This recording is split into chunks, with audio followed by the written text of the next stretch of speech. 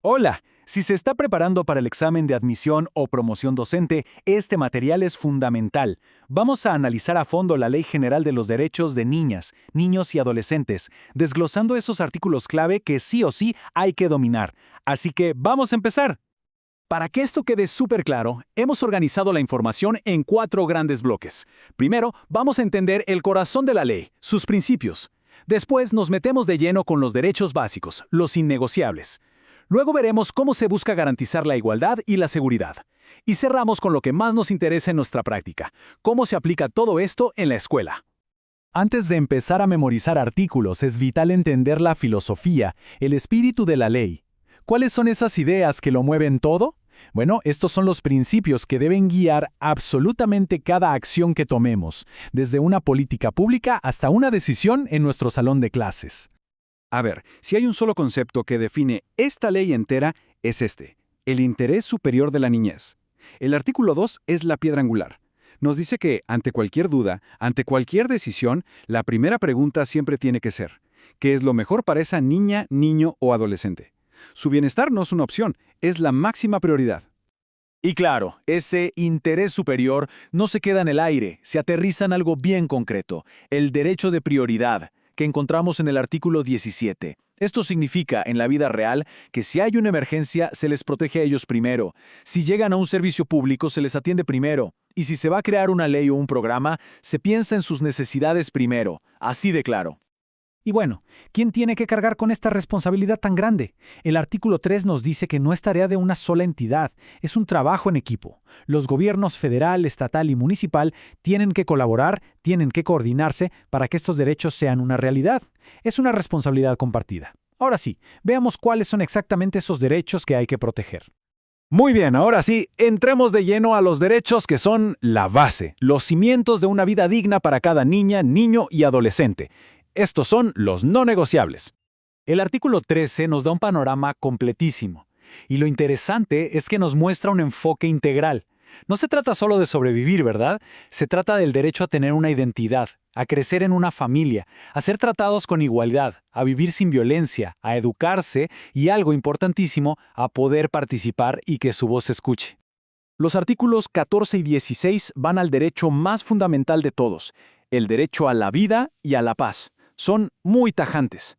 Esto no es solo una buena intención, es un mandato directo para que el Estado actúe y los proteja activamente de cualquier tipo de violencia o conflicto.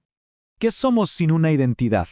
El artículo 19 garantiza justamente eso. Desde que nacen, tienen derecho a un nombre, a una nacionalidad, a ser registrados. Y un punto clave, que la burocracia o la falta de un papel nunca sea un pretexto para negarles sus otros derechos. La ley también defiende con uñas y dientes al núcleo familiar. El artículo 22 es súper explícito. La pobreza, la falta de dinero, no puede ser la única razón para separar a un niño o una niña de su familia. Es una protección importantísima contra decisiones que pueden marcar una vida. Ok, ya tenemos claros los derechos fundamentales. La pregunta ahora es, ¿cómo hacemos para que se cumplan en el mundo real, con todos sus problemas y complejidades? ¿Cómo se asegura la ley de que haya justicia y seguridad para todos? En esta parte nos vamos a enfocar en la protección en acción. Vamos a ver cómo la ley busca crear un ambiente sano, un entorno donde el desarrollo sea posible gracias a la igualdad, la seguridad y el bienestar general. Ojo aquí porque este es un concepto clave, sobre todo para quienes nos dedicamos a la educación.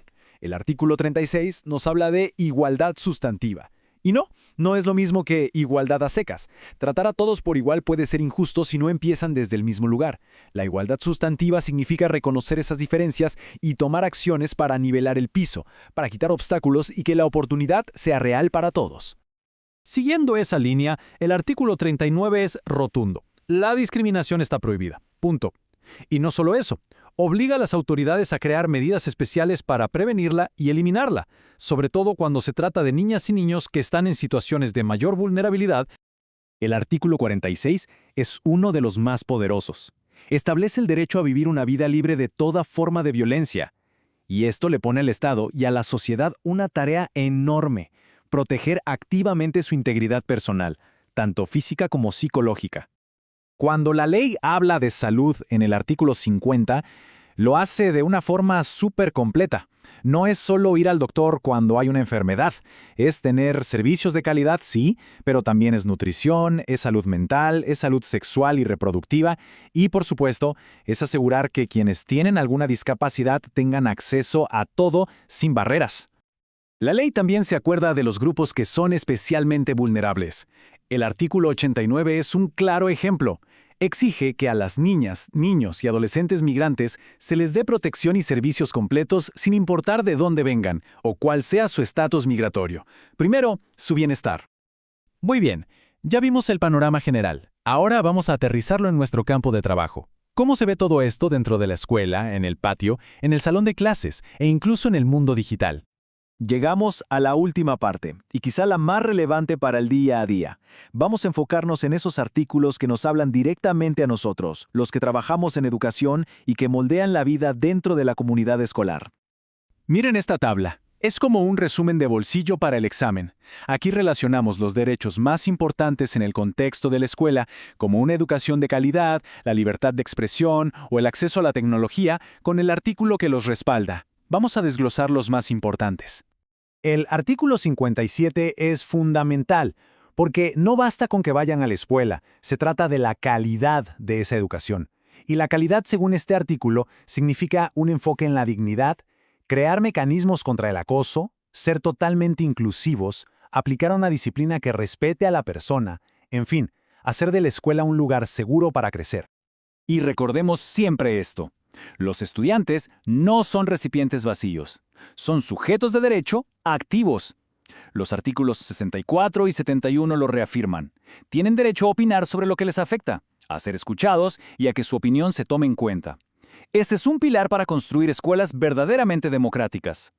Entonces, ¿cuál es la gran conclusión de todo este recorrido? Que esta ley transforma nuestra profesión. Nos dice que no solo somos transmisores de conocimiento, somos, y esta palabra es clave, garantes de derechos. Tenemos la responsabilidad ética y profesional de crear ambientes donde cada estudiante se sienta seguro, valorado y con la libertad de ser y desarrollarse plenamente. Y para cerrar, les dejo esta pregunta para reflexionar. Más allá del examen, más allá de memorizar números de artículos, pensemos en nuestra práctica diaria. ¿Cuál es esa acción, por pequeña que sea, que podemos hacer todos los días para que estos derechos dejen de ser un texto y se conviertan en una realidad viva en nuestras aulas? Si te gustó el video, regálame un like, comparte y suscríbete. Yo soy el profe Rafa y recuerda que esto fue Activamente.